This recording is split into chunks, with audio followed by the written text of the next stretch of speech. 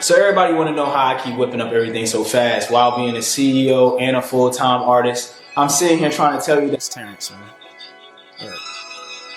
You were about, we was rapping while I was getting the camera together. So expound on like that journey that you were just mentioning in terms of creating that connection for yourself and the brand and the journey of starting off with the pens like tapping. Yeah, for sure. Yeah, so I look at it like the onion. That's my metaphor or my analogy of it. Where it's like, actually, I kind of look at it like how it's like courting a relationship in a sense. Where like my approach to, what I'm saying, where it's like you kind of come in a certain way, and it's like there's layers to us. There's layers to us as people. There's layers. So this thing of like I started Rare Souls with like this small circle logo, like a 1-inch logo. So I had people, of course, where it's like people that naturally connect to the brand, but they like, I like that. And then you get people who's like, yo, come on, man, where the big stuff at? And it's like, not right now. So I love that, where it's just like, it kind of gives this gauge of just like, to me, how that analogy of like relationships, where it's like, oh, you just that, and it's just like, oh, there's more to you, and it's like, if you want to get to know more, just tap in, stay committed to the process, and you'll learn but I didn't necessarily, and that was just what I felt naturally, where it's like, I don't gotta come out, we can come out saying I'm this, but to me the small logo is just what I connected to. And it was like, well, what about this? It's like, why you ain't coming out and saying, come on? And it's like, people want to see you successful. I like that though. I like what your approach was. It was different. Yeah. So that's what it was. So now it's just like, oh, y'all doing cleanses and y'all doing, you know what I'm saying? So it's more to it. So that's like my analogy, just like that onion. Okay. So I know that you mentioned the Members Appreciation Award. I didn't top product creator of the year. Okay. Tell the word about, because I didn't know that. I knew that there was an award show here at Rec Philly, but like, tell me about that experience, and then also, what you've done since then, like how that's maybe added something to what you do. Like, what has that done for you? Yeah, man. So the beauty of that to me is just like first being thankful for like what Rec is offering, just being a light to the city, being a light to creatives, and so. Even just my whole approach with coming to Rec, where it was just like me, where it was just like I connected, and like I feel like it was more about, from my perspective at the time, it was more about for artists, and I'm just like a product creator. Yeah, I see what so I wasn't even like, what I'm saying, I didn't look at it like a negative. It was just like, because I had artists I was working with, where it was like, I'll just get this I'll have the membership in case my artists want to use it, and for me to take shots. So just like to look at that from the beginning, where it was like I was just being, and as I'm building relationships, it's like people like, yo, why your clothes not in here? And I'm just like, well, maybe I need to get them in here. So like to go from there to, then it's like, oh, we having an award thing, and it's like being nominated.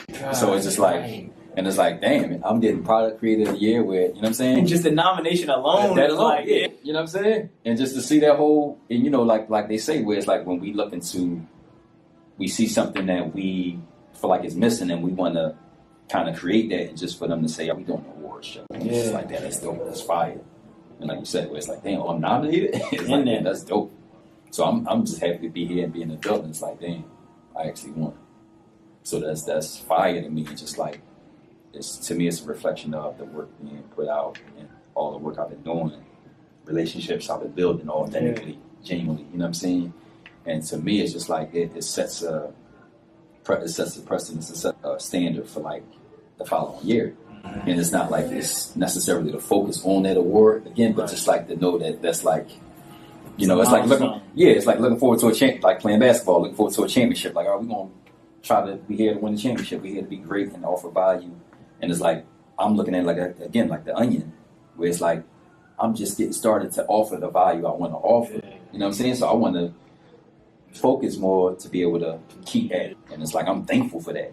But I'm just getting, you know what I'm saying? It's like, and you said it, something that stuck out to me is like, you wasn't looking to get that. You were just working. Absolutely. And that's what I want to holler at y'all about. Is like, I know a lot of times, we might have been inspired by somebody with a placement in a magazine, or somebody with a lot of followers or certain accolades.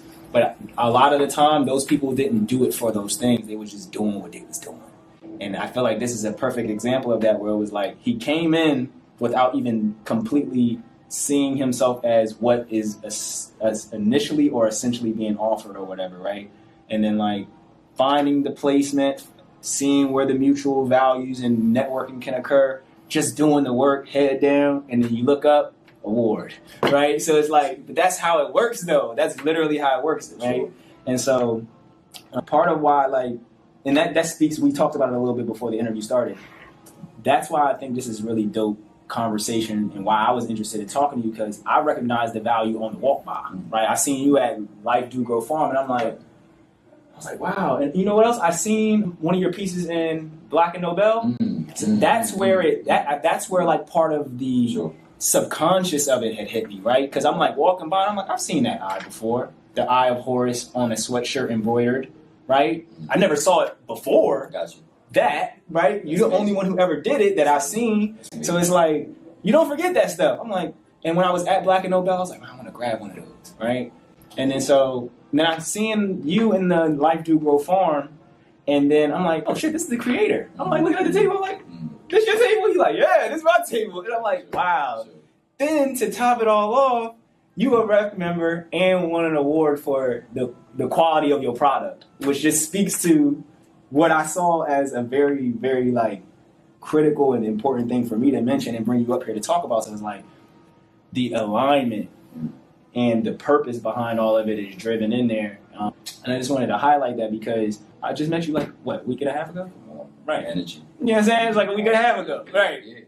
But I'm very like intentional about my creative endeavors. So not to get into a creative philosophy thing is like, I want to use this time to speak to you about making merchandise so that the audience and the people that we serve in the community is like, they can learn a lot about making their own clothes from someone that they trust. Because you can go on YouTube and learn a lot, right? I'm a YouTube University alumni, and you just established that you are as well. So it's like, but even when you look at those videos, you want to trust somebody. You want to know, like, is this the dude woman I need to really be listening to? Do they know what they're talking about? Are they over-exaggerating? All these other elements. Right. So that's why I have you here, so that we can bridge that gap for our community, that, like, this is somebody y'all know, this is somebody I know. You can get tapped in and get more information. So we started with the T-shirts. Well, we started with the small logo, then we got to the T-shirts. Where is the idea for like the embroidery thing? Because I picked your brain about it initially, and that's something that I know a lot of people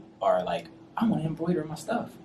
And when did you get there? When you were like, okay, I'm gonna move from just these T-shirts to what was the next step? So I love that question because I feel like it tie into both things you just said, like with relationships, dealing with somebody you could trust, just the process. And I feel like, side note real quick, I really value how you was very deliberate, or what word I want to use, because I feel like you just said it, but just the way it was very specific. Like, we're going to set this up and we're going to, you know what I'm saying? Because you know how that talk is like, intentional, bam. And I feel like here, at least the environment I know is, yo, what's up? Let's do something. Right. And it's like, when? And it's like, hey, we run into each other and it's like, yo, we got to do something.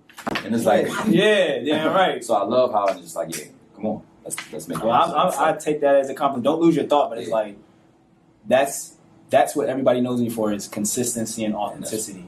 So it's like, thank you. I received that, no doubt. That's right. Yeah, so I feel like, so with that question, I feel like I already knew from the beginning I wanted to do embroidery, because just like I knew the things I like and I knew the quality I like, and it was just like, but for me also it's a feel for like the different, like you said, the different logos and different, depending on what the qualities of the shirts I'm using, the style of the shirt, and the size of the logo, so that kind of helped me determine. Even the designs, you can't embroider all that stuff. It starts looking all weird. Right. So that's how I was getting a feel for whatever I was doing, designing at the time. So it was just like, but also I was looking for the right relationship where I can get my stuff embroidered at the time. I knew my end game is to like have my own, like we was talking about, have the machines in house with each other, and it's just like, but so that's so basically I started doing embroidery the first year because I found a relationship. Actually, I was working with my guy that's an artist, and we was in the studio, and one the producer I know got a long-term relationship with, he was just like, yo, they do some good work with embroidery. They doing different artist stuff and stuff like that. So I went there and checked them out. So that's how I started embroidery, like within the first few months. It was the first year, though. Damn right. You know, so okay, and then because what I'm hearing a lot of is creative direction, and a lot of people overlook. I know in my journey, I've been a creative since I was about 23, 24. I'm 30 now. So it's been like 6 years since I've been fully like, all right, I'm going to be an artist and a creative. And then like, but what I started noticing about my journey was I have abundance of creative direction. I'm like, you can give me something, I'll go home, I'll be able to give you something back tomorrow. For sure. I started noticing that everybody don't have that, though, right? The direction, like you want to be creative, but then actually knowing how to carry that out and see it in your mind and know how to produce it when the time comes. So it's like I'm hearing a lot of creative direction from you, whether it's like you was assisting and complimenting other artists on their journey, also creating the fonts, the intellectual property itself behind what the meaning of Rare Souls is. So it's like, where is the creative direction coming from, right? Like, where do you find the inspiration or the motivation or whatever is the element or the characteristic that helps facilitate and foster that creative direction in you, right? Sure. Yeah. Again, it's like, this is what I love. Like, I love just being. There's so many things I appreciate just with life. And I was just talking about this early in the conversation, like an hour before I came here. It's like, to artists. And it's just like my appreciation for small things in life, my appreciation for nature, my appreciation for just being, my appreciation for like creating, like seeing things I'm inspired by. Just even looking in this room, it's so, you know what I'm saying? We used to talk about artists. And it's like, it's these things that, you know what I'm saying, when you just being, and I feel like looking to vibrate on a certain frequency, and it's just like, I feel like the higher, you know what I'm saying? You can just be and just like allow things to, like truly listen and allow things to come to you. So I've been inspired by just like everyday life. So for me, it's like, I just like to be still, take my time, and I'm only creating when I really feel it. You know what I'm saying? So it's like, so I feel like I do a great job at like retaining information and like paying attention to everything around me. So when I see something that feels right, I'm going to process that. I'm going to retain it. And so it's things where it's like, I may have had creatively something I want to do, but it's maybe been around for I haven't put it, it may have been 3 years ago and I still haven't put it out yet. But creative, I know at some point I feel like I will, but it's like, there's so many things stored in the memory. Yeah. So it's just like, I feel like just being connected to the time and just listening to myself. Sounds like preparation. You sound prepared, right? It's easy to have creative direction when you're prepared to execute. So it's like you spend enough time preparing yourself so that when the time comes to execute, balls is rolling, everything going. Yeah, absolutely. And then as things come up, where it's like, now we're being offered opportunities where it's like, all right, you can vend here, you can vend there, or somebody may say, I need this specific piece. Can you create something for me? So with that, it's just like, to me, it's this opportunity that builds into like always opportunity for you to go into that whatever department. Has that ever like distracted you? I've seen people get distracted. You have your plan, you had your preparations, 6 opportunities come, and you're like, wait, that's the middle of March. Absolutely, because it's like, that's a great question. I feel like, yes, it has, because like, I've been visualizing like doing collections for a long time. Wow. Because it was like, I understood where it's just like, and not even in the technical sense, but just like being more deliberate and like delivering something cohesive. I wanted to just see how that felt, you know what I'm saying, to do that. So with that, there's times where I got caught in just everyday life where it's like people, event here, event there, event there. I need to keep up with customer orders and I'm wearing these multiple hats on my own. And it's like, I look up where it's just like, all right, I'm going to go in now and it's 10 o'clock at night. I'm going to go in and just work on something creatively now. And it's like, it might be a little window for that. And then I'm right back in the morning now, everyday life. I'm setting up, I'm working, I'm vending, I'm taking calls, and taking orders and keeping sizes and all the little tedious stuff. And so it's times where like, to me, it's like I'm at the tail end of like actually being more. You said narrowing it down. Being more narrow. Yup. So yeah. And so I want to go backwards a little bit because like now I feel like the story is unfolding. Right. Tell me a lot. Right. I'm gonna say everybody says a little. Sure. Tell me a lot about the journey before the clothing. Right. Like who was Coop before the clothing brand? You know what I mean? I like that. So, man, he said something a lot. So basketball was like my first, I feel like it still is. It's funny because one time I commented on I think it was Instagram, and said basketball was my vehicle, right? And one of my childhood friends said it still is. Mm-hmm. And I said, you're right. Yeah, said, you're right. That's what I said earlier in the beginning. It's like, I didn't stop doing merch. That's real. I'm just in the process, right? Real. Yeah. Yep. That's heavy. Yep. So this connection to basketball, just growing up as a child, it was like that was something that kept me away from everyday life.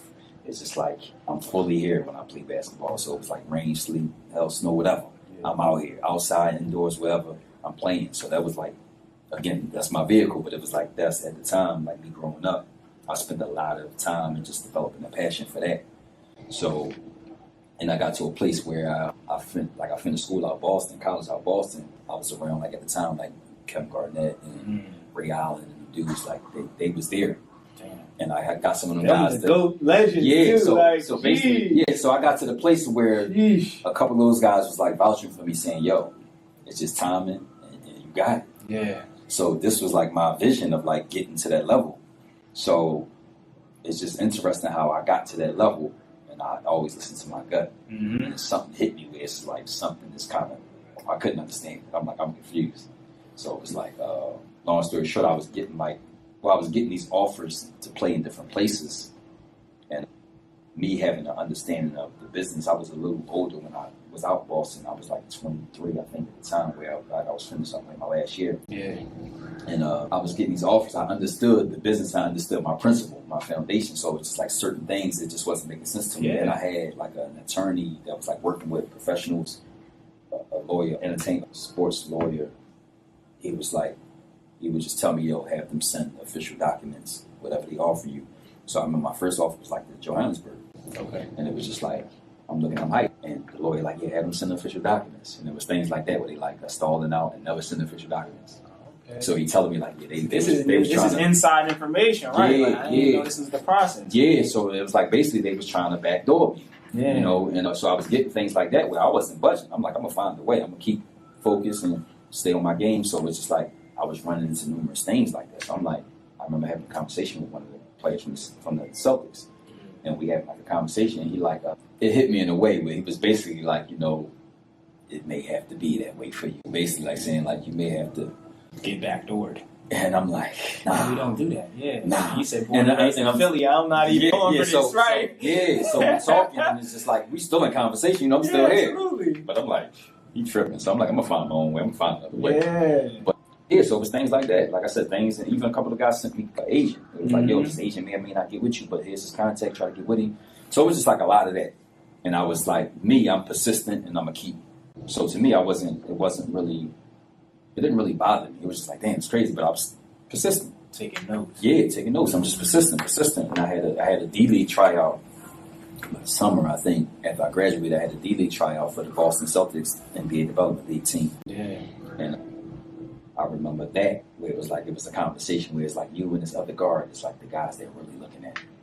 The other guards just happen to have an affiliation with the coach of the Celtics. So things like that. And that still didn't bother me, but I understood where I was, you know what I'm saying? It was just like, I was just running into different things. And I'm just like, I'm still persistent, but it was just like this feeling that came. And I'm like, something's off. Something's telling me to go back to Philly. I'm confused. And I came back to Philly, and that's where I was placed. I feel like placed on a higher ideal where I didn't notice it, but it was just like I came back. I'm like, I'm confused. I'm like, all right, I must keep working out. And I'm going to start, get back to my reading because I like to read. And it was these two books that actually kind of set the tone for me going back and kind of connecting to where I'm from and bringing it all the way back up.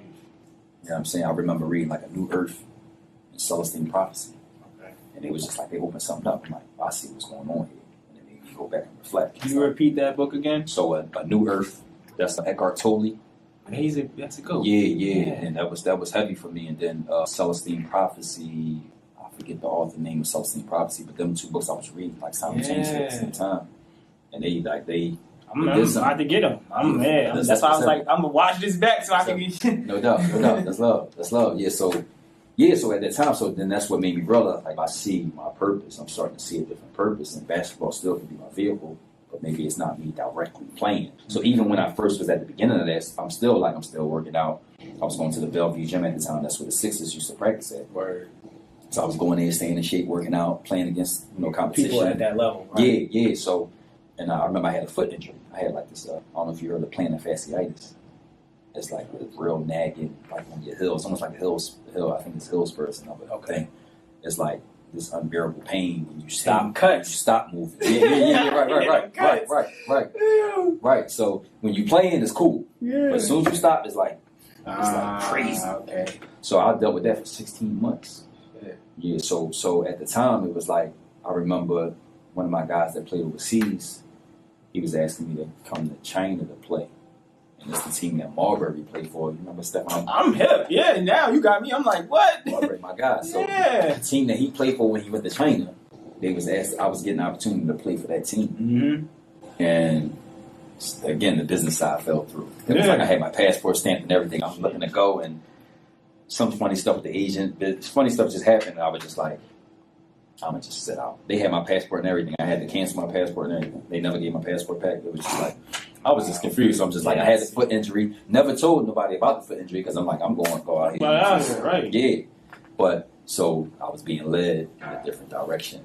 Mm-hmm. And I finally started to see it where it's just like, all right, now I need to focus on, like I had my family closely, like my purpose in my family, like I'm the oldest child and my dynamic to them and just like my role with my family. It was just like I got to refocus on this foundation of like, I guess like the economic side, the wealth, the money side. Yeah, right. Talk that shit, right. Yeah, so it's like, I need to focus on that, so I'm going to just focus on that. You know what I'm saying? So I didn't know. So now I'm just like, yo, basketball has been my passion forever.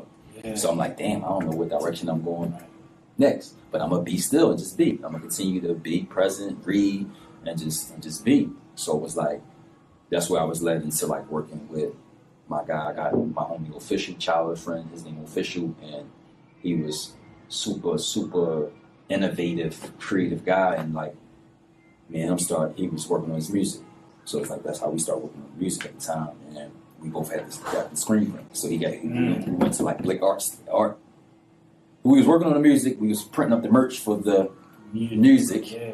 And in that time I already knew like I want to do some clothing when I'm in that space. But it was like at that time my focus was like working with him, trying to work that thing, right? With the music, and it was just like I remember we went to Blick, you know that art store, Blick, Blick art store. So we went there, got a little screen, and it was just like we ain't know what we was doing. I was like, that's advanced. I'm went straight for the screen. I'm like, okay. But look, we were in a basement trying to figure it out and press the shirts on, and we look up and there's like nothing on there. We like, all right, we're gonna do it a different way, cover the lighting up, and we let it sit for 6, 8, 10 hours, whatever. We go down.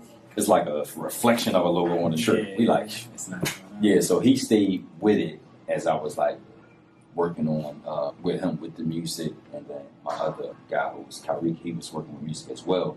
So I continued working with them with the music, and I just had clothing wasn't my focus yet, and it was just like working on other things, and it was just like it developed into like once I set the foundation musically, like with them, like putting out their projects. Creating that system, that consistency, and that, yeah. And I think I might have mentioned to you, like, actually my guy Kyrie, his brother, he's a director.